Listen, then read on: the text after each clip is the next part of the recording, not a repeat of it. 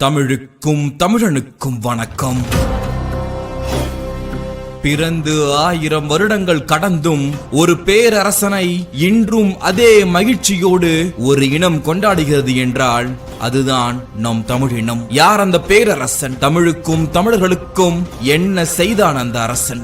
எதனால் 1000 வருடங்கள் கழித்தும் அந்த அரசனை இன்றும் நாம் கொண்டாடி கொண்டிருக்கிறோம்? அவனுடைய பெயரை கேட்டாலே என் உடம்பெல்லாம் புல்லரிக்கிறது. தமிழினத்தை உலகறிய செய்த அந்த மா வீரன், அந்த பேரரசன் யார் என்று நான் கேட்கவே தேவையில்லை. தமிழக வரலாற்றை படித்தவர்களுக்கும் தெரிந்தவர்களுக்கும் தெரியும்.